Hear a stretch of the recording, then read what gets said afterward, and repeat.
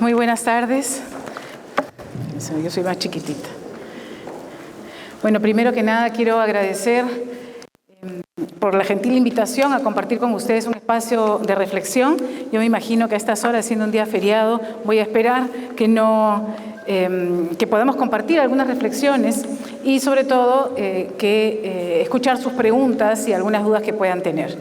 Yo voy a hacer así como bien moderno, ¿no? Así como para que pases las filminas si fueras tan amable, ¿no? Entonces, bueno, hoy voy a compartir con ustedes algunas reflexiones sobre el liderazgo transformacional y el bienestar emocional para la escuela de hoy. Por favor. Y cuando hablo de la escuela de hoy, quiero primero entrar por la parte final, digamos, de la definición o del título de la conferencia, básicamente porque uno se pregunta de qué escuela estamos hablando, ¿no? Y no voy a entrar a hacer un diagnóstico de las escuelas que ustedes conocen, inclusive mejor que yo conozco más las escuelas. Hace 2 años estaba otra vez en el aula, ¿no? Y porque siempre trato de regresar a ella. Pero regresé a la escuela con los niños. Como profesionales de la educación, tengo entendido que hay muchos que son de secundaria, de primaria, y por lo tanto conocen mejor ese espacio educativo. La escuela de hoy es un ecosistema de aprendizaje, no solo un lugar de enseñanza. Y cuando señalo esto, quiero llevarlos a la reflexión de que la escuela es más que un edificio con aulas, es mucho más que un espacio físico, que si bien es cierto, en nuestro país todavía hay mucho que trabajar por la infraestructura, hoy hablamos de escuela como un ecosistema donde finalmente se abarca tanto ese espacio físico como también el espacio de los entornos virtuales. No hay alumno ahora que no forme parte dentro, inclusive los profesores cuando trabajan, de esos espacios virtuales. Eso implica que el aprendizaje no solamente ocurre en el aula, ¿no? Ni en la escuela, sino también ocurre a través de plataformas digitales, de proyectos que los chicos hacen que no siempre están necesariamente en la institución educativa y, por supuesto, muchas otras experiencias que ellos viven fuera de la escuela, ¿no? Y los docentes entonces ya no solamente enseñan, sino que también guían a sus estudiantes para que ellos se puedan mover de la mejor manera en estos diferentes espacios y navegar también en un vasto mundo de información que les ofrece las redes sociales, ¿no? Por favor. Y esa escuela de hoy también tiene un enfoque en el desarrollo integral más allá de lo académico, ¿no? Si bien es cierto, durante muchos años y todavía seguimos enfocándonos de alguna manera en los resultados de aprendizaje que son fundamentales, sobre todo de comunicación y matemática, la escuela del siglo XXI hoy reconoce que el éxito va más allá de las calificaciones, va más allá de estos aprendizajes que son fundamentales, ¿no? Y se enfoca en el desarrollo de la inteligencia emocional, de esas habilidades sociales y, por supuesto, de la resiliencia de la que es capaz de ir trabajando cada uno de los estudiantes. El bienestar mental, yo no he tenido la suerte de escuchar las ponencias anteriores, pero me imagino que han hablado sobre el bienestar mental, sobre el bienestar emocional de los alumnos, que se ha convertido hoy en una prioridad, sobre todo en un país como el nuestro, ¿no? Donde la situación, no solamente de las familias, sino también del entorno donde se mueven los estudiantes, es bastante complejo y diverso, ¿no? Y de esta manera, ya esta mirada de la importancia de lo emocional, ¿no? Nos reta definitivamente para poder concentrarnos en que no solamente podemos seguir pensando en los aspectos académicos, sino también en ese bienestar emocional y verlos como individuos integrales, completos y, por supuesto, prepararlos para la vida. Una escuela que privilegia la personalización y la flexibilidad en el aprendizaje. Y cuando coloco esto, me refiero básicamente a que ya no existen esos modelos únicos de enseñanza que funcionen para todos, ¿no? Vengo de un congreso que denominamos y pusimos como lema incluir para educar, educar para incluir, ¿no? Porque tenemos contextos muy diversos y por lo tanto no hay una sola forma de enseñar cuando existe esa diversidad de diferentes tipos, ¿no? Entonces la escuela busca esa personalización del aprendizaje, adaptando los métodos y los contenidos a esas necesidades e intereses de cada estudiante, que son tan diversos, ¿no? Como la cantidad de gente que está aquí. Entonces, la flexibilidad en el currículo, los proyectos interdisciplinarios, permiten de alguna u otra manera que los estudiantes realmente sean protagonistas de ese proceso educativo que queremos privilegiar, ¿no? Siguiente, por favor.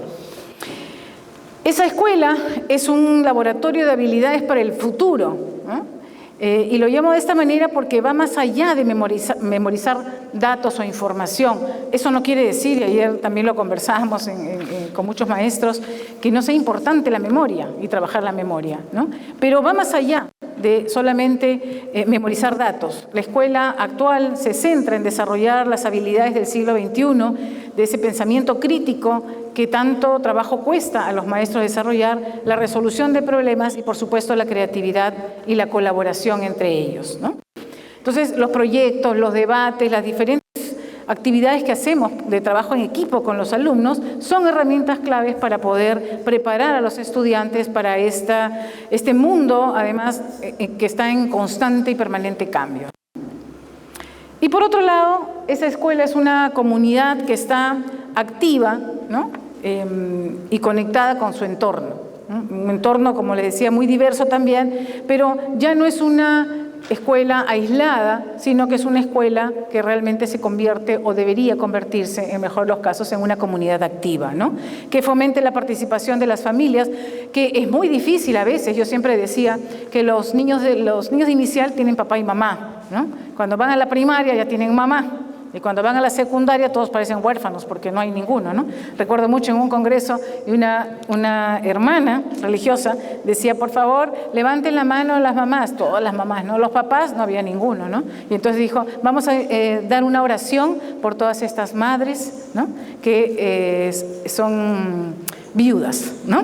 Entonces, eso era un claro signo de la ausencia, ¿no? del padre en la edad secundaria, por muchas razones, ¿no? Puede ser por temas laborales o lo que fuese, pero lo cierto es que una escuela de hoy necesita más que nunca fomentar la participación de las familias y conectar a los diferentes protagonistas del proceso educativo, ¿no? Utilizando la comunidad como un recurso, ¿no? que realmente ayude para el aprendizaje. Siguiente, por favor. Pero esa misma escuela, ¿no? que de alguna u otra manera, en teoría, todo el mundo podría decir que lo tiene claro, ¿no? que es muy activa, muy abierta, muy dinámica, muy pensada para estos tiempos, es una escuela que enfrenta una serie de desafíos, ¿no? Y al igual que los enfrenta también cada uno de los estudiantes. Y uno de los desafíos, bueno, ahí he colocado 4 que he querido priorizar porque siempre el tiempo es un gran enemigo cuando uno quiere compartir algunas reflexiones. Uno es el relacionado a los problemas socioemocionales y la salud mental, ¿no? Este es uno de los desafíos, a mi juicio, de los más urgentes que hay, ¿no? Muchos estudiantes están luchando en estos momentos por el estrés que tienen, por la ansiedad, por la depresión, y no solamente por el tema de calificaciones, sino por el entorno justamente tan complejo en el que se mueve. Entonces, factores como la presión académica, por ejemplo, sobre todo cuando están en secundaria, el acoso, que es muy común ahora en las escuelas, ¿no? Incluido el ciberacoso que sale de esas paredes escolares, ¿no? Los conflictos familiares que tienen muchos de nuestros estudiantes por esta tendencia, digamos, que hay también a que las familias han aumentado el número de familias disfuncionales, ¿no? Y cada vez los chicos se sienten un poco más solos y tienen que vivir en el día a día con esos conflictos y ver cómo lo enfrentan, ¿no? Y la incertidumbre, por supuesto, sobre el futuro que ellos van a tener, ¿no? Y ese impacto significativo que significa para su bienestar emocional. Entonces, estos problemas socioemocionales urge, ¿no? que los veamos en ese contexto de esa escuela de hoy, que por un lado, aparentemente tiene una perspectiva, digamos, positiva, pero por otro lado tiene que enfrentar estos desafíos en las diferentes realidades, ¿no? Entonces, la escuela ya no se puede centrar únicamente en la formación intelectual. Tiene que darle mucho más peso justamente a asumir ese rol activo para el desarrollo de estas habilidades socioemocionales y, por supuesto, el trabajo de la autoconciencia, la empatía y también la resiliencia de todos y cada uno. Pero para poder hacerlo, nosotros como maestros tenemos que empezar por nosotros, ¿no? Porque si el maestro llega con toda esa carga también, entonces es difícil, ¿no?, que podamos ir, digamos, trabajando y ayudando a los demás. Entonces es una tarea que no hay que avergonzarnos. Todos hemos tenido estrés, todos pasamos por momentos difíciles, todos en algún momento han vivido algunos conflictos o situaciones familiares complejas, ¿no? Pero hay que ir trabajándolas y ser conscientes de ellas para poder tener una apertura mejor también e ir con una actitud distinta también a la escuela, ¿no? Un segundo desafío, ¿no?, es el de las dificultades de aprendizaje y las brechas educativas, ¿no? Si bien las dificultades de aprendizaje siempre han existido y seguirán existiendo porque todos somos distintos, esta acelerada transición que hemos tenido en el país, sobre todo, de modelos de enseñanza híbridos a modelos de enseñanza a distancia, ¿no?, han acentuado de alguna u otra manera, en algunos contextos más que en otros, las brechas educativas, ¿no? Y esto hay que tomarlo en cuenta también, porque muchos estudiantes se han quedado, ¿no?, rezagados, ¿no? Yo no quiero retroceder porque últimamente mucha gente sigue hablando de la pandemia, ¿no? Pero la pandemia fue hace ya varios años atrás y todavía pareciera que estamos con situaciones que tenemos que enfrentar, ¿no?, con urgencia. Entonces, estos alumnos se han quedado rezagados, ya sea por falta de acceso a recursos tecnológicos, ya sea por diferencias en el apoyo familiar o también por la falta de un entorno de aprendizaje bastante más estructurado, ¿no? Entonces, el desafío, desde mi reflexión, es bastante grande, ¿no?, ya que nosotros como docentes debemos encontrar diferentes maneras de atender esta diversidad, de nivelar a los estudiantes con esos diferentes ritmos y con esos contextos tan diversos. Entonces, no es una tarea menor, ¿no? En la teoría puede sonar muy fácil, pero ciertamente es un reto muy grande para todos, ¿no? Y otro desafío, y les sonará muy familiar, es la falta de motivación de los alumnos y la falta de propósito, ¿no? En un mundo donde la información está al alcance de la mano, donde los métodos de enseñanza tradicionales, digamos, pueden parecer irrelevantes, claramente la falta de un vínculo entre lo que aprenden en el aula y su aplicación en la vida real, ¿no?, conduce a esa desmotivación a los alumnos, ¿no? Cuando yo he hecho entrevistas con jóvenes, lo que siempre te dicen es que se aburren en las clases o que no le encuentran sentido a lo que están haciendo en la escuela, ¿no? Entonces tenemos que encontrar ese camino o esos mecanismos para poder realmente lograr nuevamente ese enganche, es decir, qué los motiva y partir desde ahí para poder trabajar con ellos, ¿no? No es fácil, ¿no? El desafío para los educadores es conectar con el contenido del currículo, con los intereses de los alumnos y por otro lado, con ese mundo, ¿no?, que es tan conflictivo, digamos, y que los rodea y que rodea a cada uno de nuestros estudiantes, ¿no? Cómo en ese contexto fomentamos un aprendizaje activo, un aprendizaje creativo y además que se base en proyectos que les permitan a ellos encontrar sentido y propósito a lo que están haciendo. Entonces, el reto, sobre todo para los que ejercen un rol no solamente de docente, sino también de docente tutor, ¿no?, es bastante grande porque esa diversidad también es bastante amplia, ¿no? Y un cuarto desafío es la adaptación a un entorno de cambio constante, ¿no? Los estudiantes de hoy día crecen, digamos, en un mundo que se caracteriza por el cambio permanente, ¿no? Tal vez algunos de nosotros, bueno, no tan mayores, pero un poco más mayores, ¿no?, nos resistimos un poco más a ver esos cambios, pero ciertamente para el alumno el tema cambia todo el tiempo, todos los días, y ellos siguen viéndonos a los maestros como que no cambiamos, ¿no? Entonces, realmente la escuela tiene el reto de preparar y de trabajar para que los estudiantes vean ese futuro menos incierto y puedan ir planteándose nuevas perspectivas, ¿no?, en ese cambio permanente que hay. Los chicos, sobre todo cuando van a terminar la secundaria, no saben qué van a estudiar, están perdidos realmente, ¿no? Y la mayoría, y esto pasa en el Perú, para quienes no son de aquí, nos están acompañando, las universidades cada vez han tenido una apertura mayor a que los chicos entren casi ya sin examen. Y entonces entran, pero después los van sacando porque los alumnos no encuentran, no solamente que no traen las capacidades, sino que además el ritmo es distinto y por otro lado no tienen claridad de lo que quieren en su futuro. Y hay un alto porcentaje de alumnos que se van cambiando porque no tienen claro qué quieren hacer. Y pueden pasar así varios años, ¿no?, y sentir que se han perdido en ese camino porque no descubren, ¿no?, el camino que quieren tomar. Entonces, si se dan cuenta, estos desafíos están interconectados de alguna manera, ¿no? Y requieren una respuesta también, no voy a decir interconectada, pero integral de parte de toda la comunidad educativa, ¿no? Entonces tenemos una urgencia, diría yo, de abordar estas problemáticas para poder garantizar, ¿no?, un desarrollo realmente pleno y también un aprendizaje que sea significativo en las diferentes áreas de desarrollo de la persona, ¿no?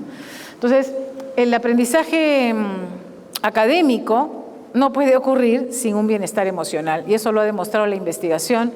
Y creo que el conocer que el cerebro del estudiante bajo el estrés o ansiedad no puede concentrarse y por lo tanto no va a aprender, es algo que ya hoy la neuroeducación nos lo ha demostrado, ¿no? Nos lo ha ratificado, porque uno podía saber que si no estás motivado no aprendes, ¿no? Pero a pesar de ello, los docentes seguíamos tratando de que los alumnos aprendieran. Entonces, las emociones negativas también actúan como un filtro que impide que la información se procese de manera correcta, ¿no? Entonces, si no atendemos los problemas que están relacionados con la salud mental o con las habilidades socioemocionales y esos desafíos emocionales, es como intentar construir una casa sin que tengamos pues bases sólidas para poder hacerlo, ¿no?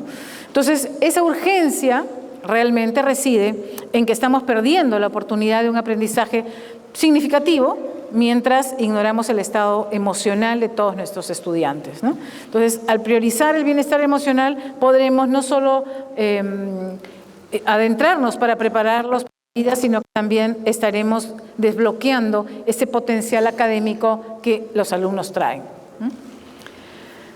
Y por otro lado, la equidad educativa depende de esa atención integral, ¿no?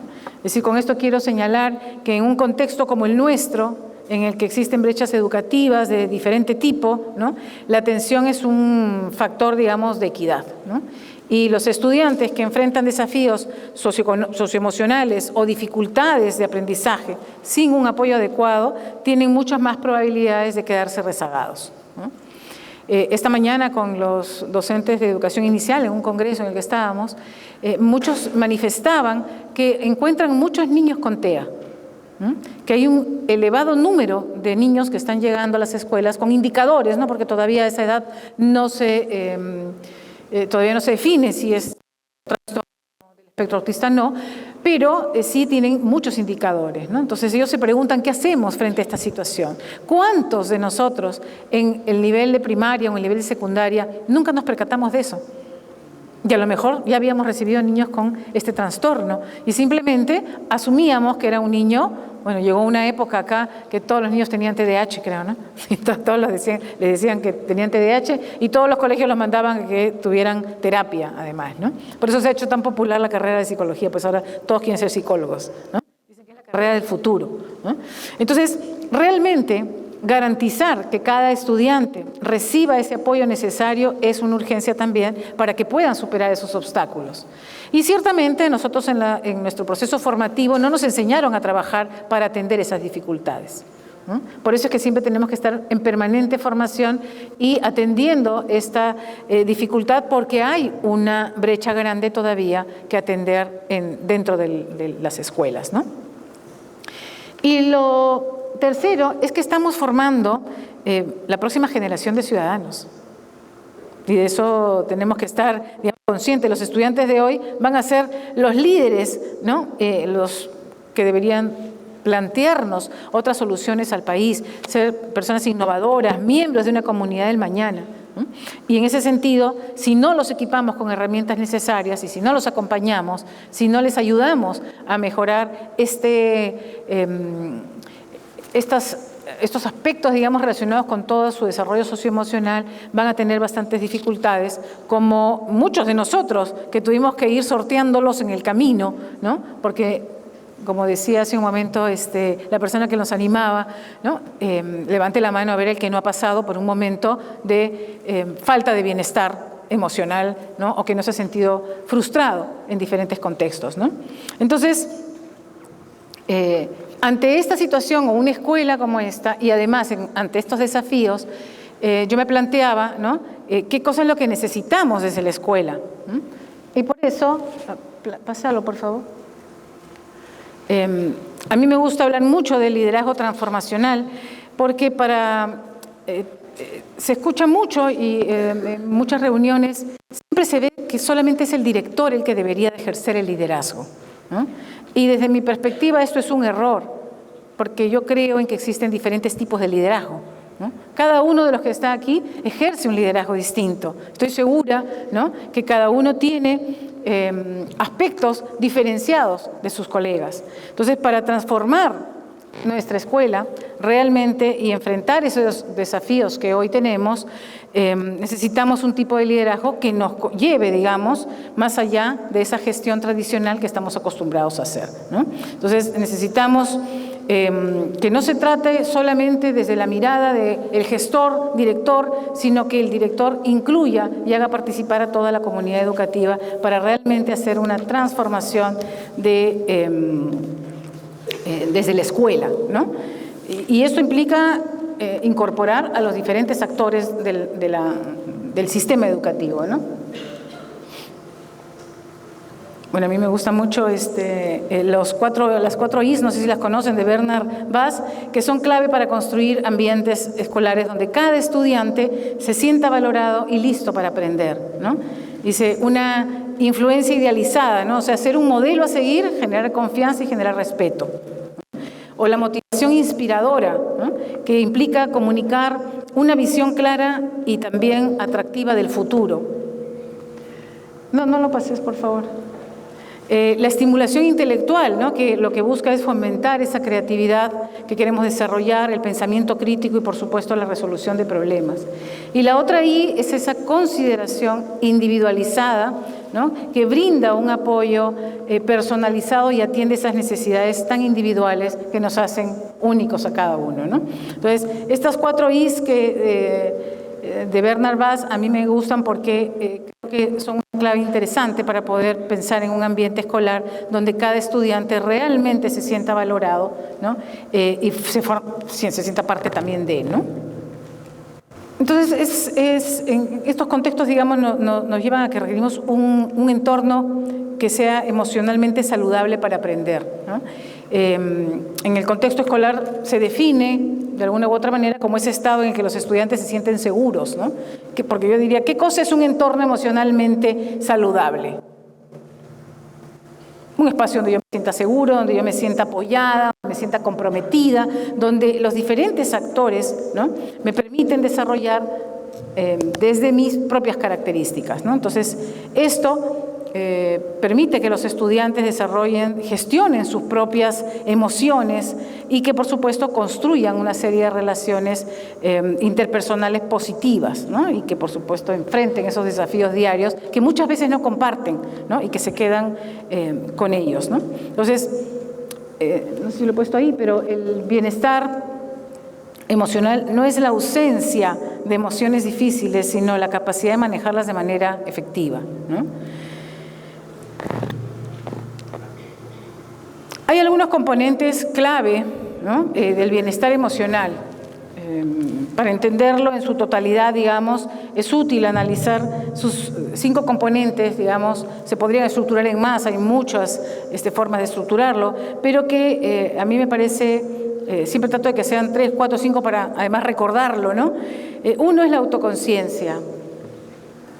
Es decir, la capacidad de reconocer y entender, ¿no?, que las propias emociones, nuestras fortalezas, pero también nuestras debilidades y nuestros valores e intereses son los que son, ¿no? Entonces, el conocerse a sí mismo, el permitir que los estudiantes se identifiquen cómo se sienten y por qué se sienten así, es un primer paso, digamos, para poder avanzar en gestionar esas emociones, ¿no?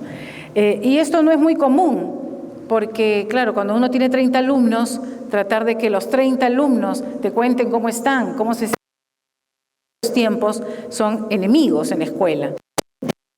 Privilegiando nuevamente aquello que consideramos es más prioritario, pero creo que ahí es donde deberíamos de pararnos un momento a reflexionar si ya sabemos que los alumnos no aprenden, si no tienen una estabilidad emocional lograda, entonces parémonos a tratar lo importante para después continuar, ¿no?, con aquello que va a fluir con mucha más facilidad una vez que superemos estos aspectos. Los alumnos siempre llegan, ¿no?, a la escuela con mucha mochila llena, ¿no? Vienen escuchando que los papás se pelearon, o a lo mejor los papás no estaban en la casa, ¿no?, o tienen que cuidar a los hermanitos, ¿no?, y no tienen con quién compartir absolutamente estos aspectos de su vida diaria, ¿no? Entonces, de ahí comienzan a surgir una serie de frustraciones, porque claro, encima viene la presión de la escuela. Entonces, ¿quién no ha escuchado a un alumno decir, me siento frustrado porque no me salen las matemáticas? Por ejemplo, ¿no? Es muy difícil para los alumnos, creo que... Bueno, les decía, ¿no? Me siento frustrado porque no me sale nada en matemáticas. Esa es una frase que no solamente la deben haber escuchado sus alumnos, sino también de los hijos, ¿no? Yo, por lo menos que tengo 2 hijos, a alguno de ellos la matemática era su peor pesadilla, ¿no? Más, se cambió de carrera porque cuando le enseñé que en la malla curricular que había elegido había muchísimos cursos con matemáticas, dijo, yo, esto no es lo mío, ya está, lo decidí. Rapidito, no tuvo que pensarlo mucho, ¿no? Entonces, ¿por qué? Porque en el camino se han sentido frustrados de no poder lograr lo que ellos querían lograr, ¿no? Y comienzan además esto muchas veces, si no tienen un acompañamiento tutorial, pues a mermar su autoestima. El otro aspecto es la autogestión. Una vez que los estudiantes ya son conscientes de sus emociones, la autogestión es esa capacidad, por supuesto, de poder regular y controlar esas emociones de manera adecuada y poder expresarlas, ¿no? A veces juzgamos a los alumnos porque tenemos de todo y hay algunos alumnos que todavía no han logrado saber manejar sus emociones. ¿Por qué? Porque no han trabajado su autoconocimiento y por lo tanto, ¿cómo van a autogestionar algo que no conocen? Entonces, asegurémonos primero de que ellos se conocen a sí mismos y por otro lado, esto les permitirá que puedan autogestionarse mejor. Y la conciencia social, es decir, la habilidad de comprender esas emociones también, perspectivas, las experiencias que tienen, esa conciencia social que incluye la empatía y que es esa capacidad de ponerse en el lugar de los demás, ¿no? Eso también no es fácil, para los jóvenes no es fácil porque están también pasando por una serie de cambios, ¿no?, a nivel interno y de desarrollo físico, ¿no? Y las habilidades de relación. Este componente está más referido a esa capacidad de establecer y mantener relaciones sanas y satisfactorias, ¿no? Cómo nos relacionamos con los demás, cómo incluimos una comunicación efectiva, la escucha activa y, por supuesto, la colaboración y la resolución de conflictos. Hoy vemos en las escuelas más conflictos que resolución de conflictos, ¿no? Y cómo los profesores en algunos contextos no saben cómo actuar frente a ellos, ¿no? Entonces, estas habilidades son fundamentales y cruciales para poder trabajar en equipo en el aula y desarrollar ese sentido de pertenencia que tienen los alumnos dentro de la escuela. Y la toma de decisiones responsables, imagínense, si yo no me conozco, si no sé autogestionar, si no tengo esa conciencia social y menos todavía tengo habilidades de relación, obviamente la toma de decisiones responsables es mucho más compleja. Y eso lo podemos ver nosotros en los adultos, ¿no? A muchos adultos, ustedes prenden la televisión, no hay que contarles mucho, ¿no? Esa habilidad de tomar decisiones constructivas, digamos, ha sido mermada, parece, para muchos, ¿no?, que no lograron desarrollar todas estas habilidades y capacidades y hoy, por supuesto, no toman decisiones responsables en ninguno de los aspectos que además afectan a la población, ¿no? Entonces, es importante tener en cuenta que el bienestar propio y el de los demás es tan fundamental, ¿no?, que tenemos desde la escuela que tratar de desarrollar estas habilidades, asegurándonos primero que este alumno comience a conocerse a sí mismo. No es fácil, ¿no?, porque a veces nos vamos a encontrar con retos y es normal que no sepamos cómo afrontar, pero no importa. Lo importante es asumirlo y seguir preparándonos para ver cómo es que vamos a hacer para poder atender esas situaciones, ¿no? Existe un vínculo poderoso, ¿no?, para impulsar el aprendizaje y esta conexión entre liderazgo transformacional y bienestar emocional es crucial, ¿no? Porque el liderazgo transformacional de los docentes impacta directamente en el bienestar emocional de los estudiantes, ¿no? Por un lado, ¿no? Modelando las emociones, ¿no? Y la autenticidad, es decir, los docentes que actúan como líderes transformacionales no solo enseñan, sino que también modelan la inteligencia emocional de sus alumnos. Entonces, al mostrarse auténticos, al ser uno mismo, al saberse que te puedes equivocar, al demostrar tus propias emociones y decir, sí, yo estoy cansado también, ¿no? O de verdad, hoy día no me siento tan bien, ayudamos a los alumnos también a tener esa confianza para poder decir cómo están ellos. Pero si siempre ven a un profesor distante, a un tutor que lo que es simplemente el que escucha, no sé si les ha pasado alguna vez y han ido a un psicólogo, a mí me han contado varias amigas que han ido a psicólogos que dicen que se sientan y me dicen, yo salgo de ahí como confundido porque solamente hablo yo, ¿no? Entonces terminan ya no yendo a la segunda sesión, pues, ¿no? Porque sienten que no hay una interacción y eso es fundamental. Y para nuestros alumnos, el hecho de que nosotros nos mostremos auténticos y demostremos que también tenemos situaciones complejas, ¿no? Y cómo nos sentimos, ayuda a que ellos tengan mayor apertura para poder compartir con nosotros esas emociones, ¿no? Entonces, crear un ambiente de confianza siempre va a ser algo muy positivo para todos, ¿no? Sobre todo para nuestros alumnos. Y eso es desde chiquititos, ¿no? O recuerden algún profesor que siempre los escuchaba y aquel que nunca se atrevieron ustedes a decirles absolutamente nada, ¿no? Siempre hay un profesor que dices, a él ni le digas, ¿eh? Ni le cuentes, porque voltea y te mira y ya está ya suficiente. El contacto visual rápidamente, ¿no? Hace saber que mejor no le cuentes nada porque lo que va a hacer es mandarte a la dirección, ¿no? Entonces, hay que modelar también las emociones desde nuestro papel como docentes y como tutores. Por otro lado, esa visión inspiradora, ¿no? Y el sentido de propósito del que hablaba hace un momento, el liderazgo transformacional inspira a los estudiantes a tener una visión clara y, por supuesto, mucho más atractiva del futuro, ¿no? Y eso te da cierta esperanza, digamos, ¿no?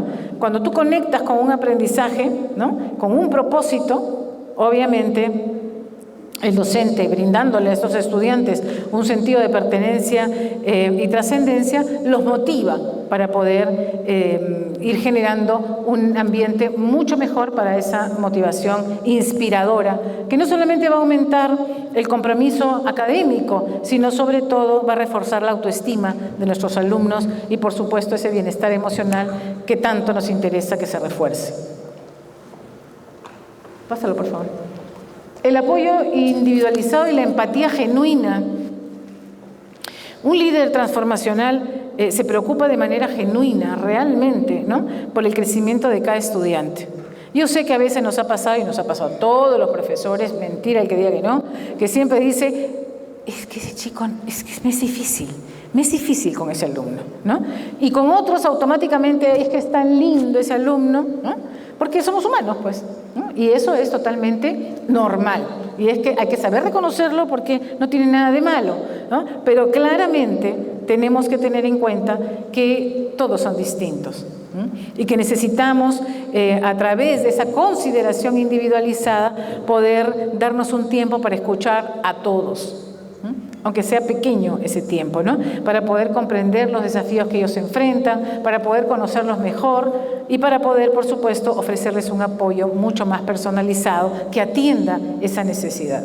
A veces es una cosa muy pequeñita, a veces con una palabra o una palmadita es suficiente, ¿no?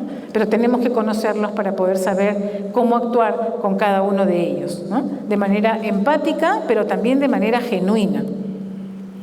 Si aquí son papás, ustedes sabrán que los hijos con los que convivimos más tiempo rápidamente se dan cuenta cuando tú les estás contestando de una manera determinada, ¿no? O sea, o que no les estás prestando atención. Rápidamente se dan cuenta. O cuando dice ya, sí, ¿no? O sea, saben que no es genuino, saben que... O sea, los chicos son muy rápidos. Entonces, y por eso es que nos manipulan también, ¿no? O sea, eso también es verdad, ¿no? Pero tenemos que ser honestos, ser genuinos para poder encontrar esa empatía y enganchar con ellos. Esa es la mejor forma. Obviamente, eso te puede traer mayor trabajo, pero también trae mayor satisfacción y mejores resultados. Y el fomento de la autonomía y el pensamiento crítico. Esto es algo que siempre se habla en las escuelas, en las capacitaciones, hay que trabajar el pensamiento crítico, no hay que fomentar la autonomía. Pero lo curioso es que ni desde la escuela tenemos autonomía. Y si hablamos de las escuelas públicas, más difícil todavía, ¿no? Ojalá que caminemos hacia la autonomía de las instituciones educativas y ojalá que caminemos hacia la autonomía también del maestro, ¿no? Porque un liderazgo transformacional empodera no solamente al docente, sino a toda la comunidad educativa y al estudiante en la medida que estimule ese intelecto y esa autonomía. Entonces, en lugar de dar respuestas, los docentes muchas veces hacemos preguntas que no están invitando a la reflexión y deberíamos acompañarnos para poder fomentar eso. Damos una pregunta y ya sabemos qué es lo que te deberían que responder. Y pobre que si contestan complicado, porque si te contestan y haces una pregunta abierta y tienes respuestas muy complejas, entonces ya nos están complicando la existencia a los alumnos. Entonces mejor es hacer preguntas, ¿no?, que ya sabemos lo que nos van a contestar. Entonces eso no nos lleva a fomentar ese pensamiento crítico y por supuesto a la autonomía de cada uno de los alumnos. El estímulo intelectual no se desarrolla si no se pone en práctica las habilidades cognitivas de los alumnos, ¿no? Y quiero señalar antes de culminar, por ahí estaba, que me hacían señalitas, 4 ideas fuerza sobre cómo los docentes, al modelar de alguna manera la inteligencia emocional de los alumnos y practicar el liderazgo transformacional, construimos un clima de confianza, pero también un clima de seguridad y también un clima de pertenencia, ¿no? Una de ellas es la autenticidad, construye confianza. Creo que esa es una idea muy potente, porque cuando un docente es auténtico, es decir, se muestra como es, con sus debilidades, con sus capacidades. Yo por eso no canto. Yo escuchaba al padre cómo cantaba, decía, todos los padres cantan, me decía Giovanni, ¿no? Y decía, es verdad, yo por eso no canto, ¿no? O por eso no fui madre superiora, ¿no? Pero lo cierto es que cada uno conoce, ¿no?, sus capacidades, sus potencialidades, pero también debería conocer sus emociones, y admitir sus errores, porque todos nos equivocamos. Y el que no, como dicen, que tire la primera piedra, ¿no? Entonces hay que fomentar un clima y un ambiente de confianza con los estudiantes, pero también con los padres de familia y entre nosotros como colegas. Yo me puedo equivocar y te lo puedo decir porque soy humana y me puedo equivocar, ¿no? Entonces este comportamiento nos ayuda justamente a modelar la autoconciencia y por supuesto a trabajar nuestra humildad. Hay gente que dice que tiene, acá mi amigo Giovanni dice que tiene, ¿cómo es? Humildad 2.0. Porque también hay que saber reconocer nuestras capacidades y no hay que tener miedo a decir que tú eres bueno en algo. Y eso es algo que aprendí de este amigo, porque él siempre dice, yo soy bueno para esto, ¿no? Y le digo, no te besas porque no te llegas. Pero la verdad es que cuando conversamos decimos, sí, pues, ¿por qué tenemos miedo de reconocer lo bueno que tenemos, ¿no?, y también de aceptar lo malo que tenemos y que tenemos que mejorar? Entonces, esa autenticidad construye confianza. Y creo que los estudiantes aprenden que es seguro ser vulnerables, que es seguro equivocarse, que es seguro poder compartir con los demás sus sentimientos, sus emociones, ¿no?, y que no siempre son solamente de alegría o de tristeza. Esto, y esto lo ha demostrado la investigación, reduce el miedo, reduce el fracaso y por supuesto te reduce ese temor a ser juzgado. Entonces, este modelado, digamos, de autenticidad es una base importante para una relación genuina y de confianza entre docentes, colegas y docentes, alumnos, docentes y padres, y entre los mismos padres de familia.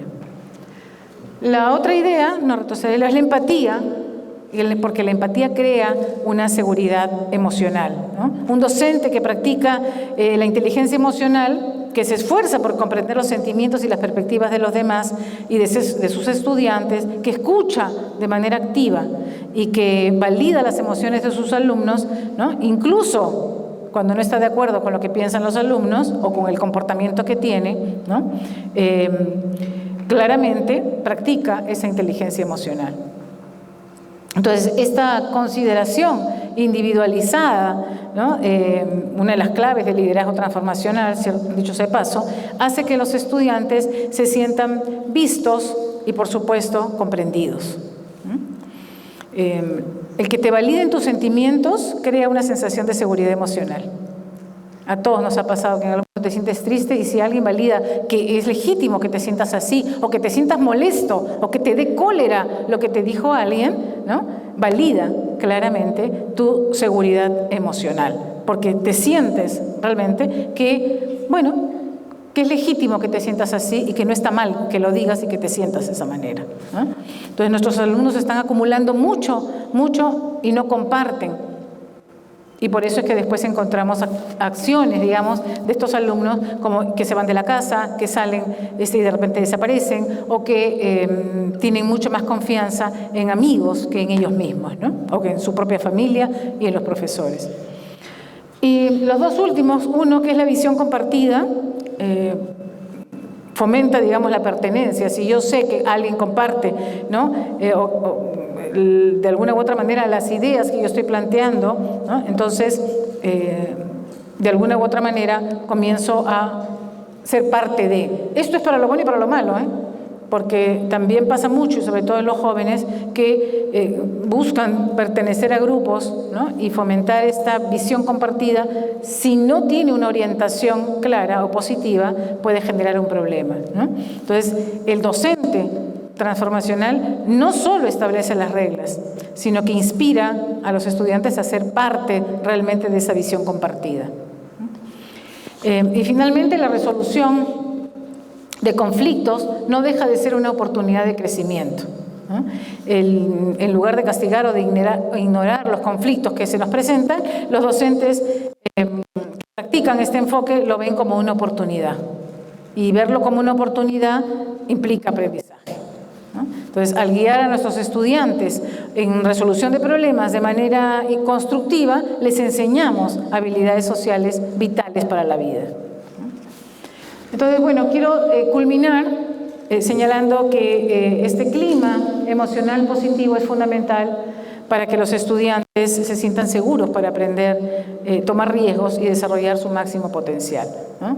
Teniendo en cuenta que la autenticidad de quienes estemos en el rol de docentes o de tutores es fundamental para poder lograr esa conexión tan importante entre los alumnos y nosotros como consejeros, tutores o acompañantes que estemos ahí presentes en el día a día, ¿no? Eso no significa que no existan reglas, no significa que no existan, porque los alumnos también necesitan que los contengas, ¿no? Entonces, esta época en la que hubo una época acá en el país en el que se puso de moda, déjalo que haga, no le digas nada, lo frustras, ¿no? Se va a estresar, ¿no? Deja que el alumno vaya descubriendo por sí mismo, que se caiga y que se golpee, ¿no? Para que aprenda, solo va a salir. Eso no funciona. Los alumnos te dicen, ponme reglas, conténme, porque si no me desbordo. Entonces no tengamos miedo.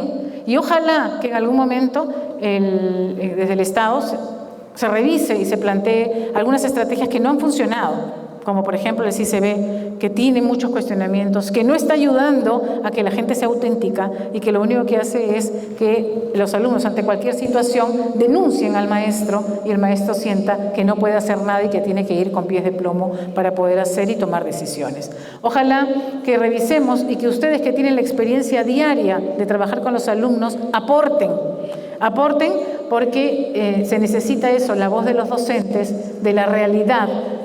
Muchas veces que yo he tenido la suerte de estar en aula y de estar en el Estado, ¿no? Pero muchas veces los equipos que toman decisiones a nivel nacional, hace años que no han ido al aula, hace años que no hablan con los padres, hace años que no pisan la escuela, entonces no tienen ese contacto con la realidad que es tan importante para cualquier funcionario.